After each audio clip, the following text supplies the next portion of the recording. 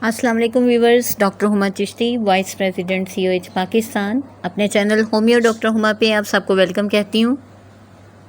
आज की video on request है और ये रिलेट करती है मेरी रिसेंटली अपलोडेड वीडियो से जो मानसून के ऊपर बनाई गई थी। तो ऑन रिक्वेस्ट में क्वेश्चन था कि मानसून के जो मौसम में स्किन के ऊपर इफ़ेक्ट्स होते हैं उसके हवाले से बात कीजिए। तो आज ये जो वीडियो है इसी हवाले से है। डिटेल में बात करने से पहले आपसे रिक्वेस्ट है कि न्यू कमर्स चैनल को सब्सक्राइब कर दें, लाइक करें, शेयर करें और कमेंट सेक्शन में अपनी राय का इज़हार ज़रूर कीजिए। बात हो रही है स्किन के हवाले से कि बरसात के मौसम में स्किन के प्रॉब्लम्स, जिल्द के जो अवारिज़ हैं वो क्यों ज़्यादा हो जाते हैं या अगर हो जाएं तो क्या करना चाहिए। तो आज हम बात करें इस हवाले से। सबसे पहली बात कि हाई ह्यूमिडिटी होती है इस मौसम में, यानी नमी का तनासुब बहुत ज़्यादा होता है और इस वजह से एक्सेसिव स्वेटिंग होती है, यानी बहुत ज़्यादा पसीना आता है। सेकेंडली, आप अगर ऑब्ज़र्वेशन करें तो स्किन जो है वो ऑयली हो जाती है बहुत ज़्यादा और इसी की वजह से बहुत सारी स्किन रिलेटेड प्रॉब्लम्स बनती है। थर्ड प्रॉब्लम जो बहुत ज़्यादा देखने में आता है वो इसका एक्सेसिव हेयर लॉस का होता है और आप जानते हैं कि ये भी रिलेटेड टू स्कैल्प है, इसीलिए इसका जिक्र कर रही हूँ कि हेयर जो हैं वो बहुत ज़्यादा ड्राई हो जाते हैं, हमारे बाल ड्राई हो जाते हैं, खुश्क हो जाते हैं और ये फ्रिजी हो जाते हैं और इस तरह के हो जाते हैं कि उन्हें मैनेज करना भी मुश्किल हो जाता है। कॉमनली जो स्किन रिलेटेड प्रॉब्लम्स सामने आती हैं उनका जिक्र आपसे करूँगी। सबसे पहले फंगल स्किन हो जाती है, यानी फंगस हो जाती है उसके ऊपर कहीं ना कहीं, और स्पेशली कवर्ड जो एरियाज़ होते हैं वहाँ पर आप देखेंगे कि ये प्रॉब्लम बहुत ज़्यादा होती है। बिकॉज़ जो फंजाई होती है या फंगस होती है जिसे हम उर्दू में फफूंदी कहते हैं, ह्यूमिड जगह पर यानी नमी जहाँ पर ज़्यादा होती है और हीटेड एरिया होता है यानी गर्म जगह हो और वहाँ पर नमी भी हो, तो ऐसे इन्वायरमेंट में ये जो है नरिश करती है। इसके थ्राइव करने से, इसके नरिश करने से बहुत सारे फंगल इन्फेक्शंस इस दौरान हो जाते हैं। मेडिसिन्स के हवाले से लास्ट में आपको गाइड करूँगी। बहुत सारी मेडिसिन हैं जो इन तमाम प्रॉब्लम्स को कवर करती हैं, जिनका मैं वन बाय वन आपसे ज़िक्र करूँगी। इसके अलावा जो चीज़ बहुत ज़्यादा होती है वो होती है एलर्जिक रिएक्शंस। एलर्जिक रिएक्शंस के हवाले से अगर बात की जाए तो उसमें उनमें जो भी प्रॉब्लम्स आते हैं, हमारी एक मेडिसिन है आर्टिका बहुत अच्छा काम करती है। अभी लास्ट में जो मैंने बात की कि फंगल इन्फेक्शन के हवाले से, तो थूजा हमारी टॉप मोस्ट रेमेडी है और तफसील से रेमेडीज़ का जिक्र लास्ट पे करूँगी। सेकेंडली, रिंग वॉर्म हो जाते हैं। रिंग वॉर्म जिन्हें दाद कहा जाता है या धद्दर के नाम से भी जाना जाता है, जहाँ भी हाई टेम्परेचर होता है और उसके साथ साथ स्वेटिंग बहुत ज़्यादा होती है, तो वहाँ ऐसा होता है कि रिंग वॉर्म डेवलप कर जाता है। और इसकी एक अंडरलाइन कॉज अगर देखी जाए तो वो डायबिटीज़ भी है। यहाँ नॉलेज शेयरिंग के साथ साथ और आपको गाइड करने के साथ साथ एक बात कहती चलूँ कि ऐसे मौसम में शुड बी हाइजेनिक, हमें अपनी सफाई सुथराई का सबसे ज़्यादा ख्याल रखना चाहिए। एक और टर्म होती है जिसे हम स्वेट रैश कहते हैं। ये तब होती है जब स्वेट ग्लैंड्स में अगर कोई ब्लॉकेज आ जाए, यानी पसीना पैदा करने वाले जो गदूद हैं अगर उनमें कोई ब्लॉकेज आ जाए, वो उनका कोई रास्ता रुक जाए, तो फिर ऐसा होता है कि रेड स्किन हो जाती है, वहाँ पर इचिंग होती है और रैश पैदा हो जाता है। मेजर प्रॉब्लम जिसका सामना बहुत सारे लोगों को करना पड़ता है मॉनसून में वो है स्मेली आर्मपिट्स कह लीजिए या अंडर आर्म्स कह लीजिए, कि बहुत ज़्यादा स्मेल आती है आर्मपिट्स में से ड्यू टू स्वेटिंग।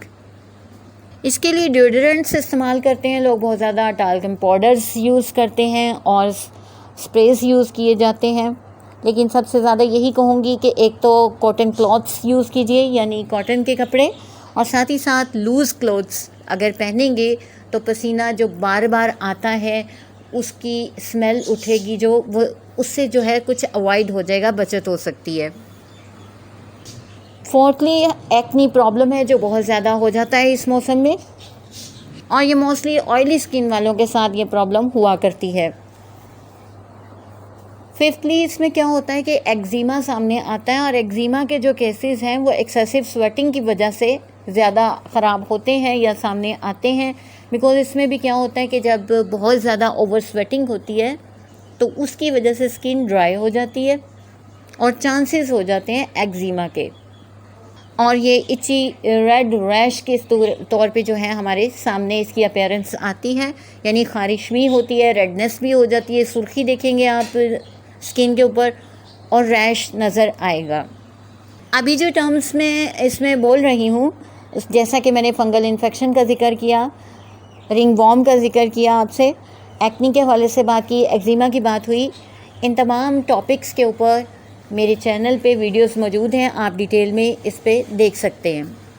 लास्ट पे जो प्रॉब्लम है वो हेयर रिलेटेड, जैसा कि अभी मैंने आपसे स्टार्टिंग में बात की थी कि फ्रिजी हेयर हो जाते हैं या डल हो जाते हैं, ड्राई हो जाते हैं। ये भी कॉमन कंप्लेंट है जो आप देखते हैं, और पेशेंट्स जो हैं ये बताते हैं आके कि बाल बहुत ज़्यादा खुश्क हो गए हैं। कुछ लोगों का हेयर लॉस होने लगता है, यानी बाल उतरने भी लगते हैं।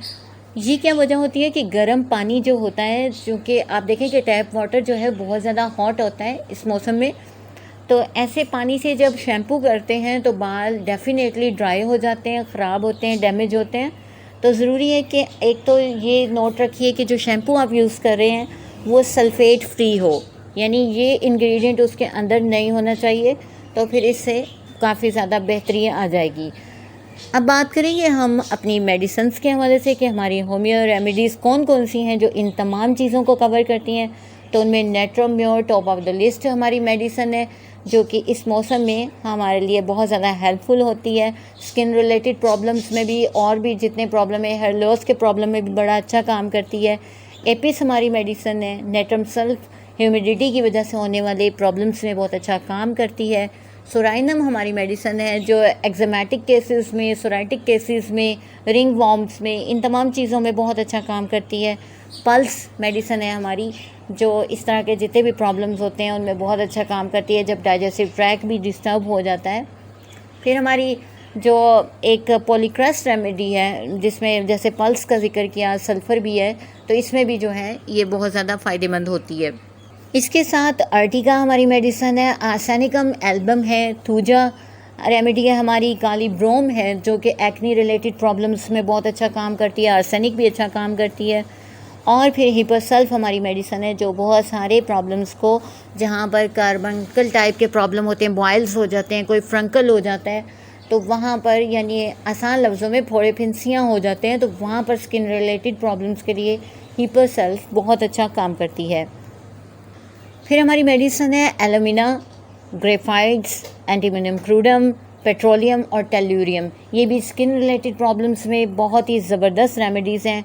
चूँकि जिक्र किया गया ऑन रिक्वेस्ट जो वीडियो है इसमें स्किन रिलेटेड प्रॉब्लम्स पे, तो इन्हीं को फोकस किया गया है। इसके अलावा इस मौसम में स्केबीज भी हो जाती है समटाइम, और एथलीट फुट भी हो जाया करता है, तो इस हवाले से आपसे बातचीत की। अब लास्ट में बात करूँगी कुछ प्रिवेंशंस के हवाले से कि इससे बचाव कैसे किया जा सकता है। तो सबसे पहले फर्स्ट एंड फॉरमोस्ट जो थिंग है वो सबसे अहम बात यही है कि प्रैक्टिस गुड पर्सनल हाइजीन, कि आप अपनी सफाई सुथराई का ख्याल रखिए। Secondly, don't stay in wet clothes, यानी कि जहाँ नमी हो, जो गीला कपड़ा हो, कभी भी उसको वियर ना करें, अगर जब तक वो ड्राई नहीं हो जाए उसको नहीं पहने। फिर बात आ जाती है डाइट के हवाले से, और डाइट हमारे लिए सबसे इम्पोर्टेंट है, तो अपनी खुराक का ख्याल रखिए, यानी अवॉइड स्पाइसी फूड, बहुत ज़्यादा मिर्च मसाला जात वाली खुराक से परहेज़ करें ऐसे मौसम में। अपनी जो ग़िज़ा है इसमें आप कोशिश करें कि ग्रीन वेजिटेबल्स को शामिल करें और योगर्ट लें। इसके अलावा जो है ओट का इस्तेमाल करें, यानी जौ का इस्तेमाल करें, तो इससे काफ़ी ज़्यादा बेहतरी आ सकती है। एक और चीज़ बहुत इंपॉर्टेंट है कि बहुत ज़्यादा ओवर स्वेटिंग की वजह से डिहाइड्रेशन का प्रॉब्लम भी समटाइम हो जाता है, तो डू वेल हाइड्रेटेड, यानी पानी पीने का अपना ख्याल रखें। बिकॉज समटाइम ऐसा होता है कि ये बारिशों के मौसम में बहुत ज़्यादा पानी पीने को दिल नहीं चाहता, लेकिन कोशिश करें कि पानी भी पिएं।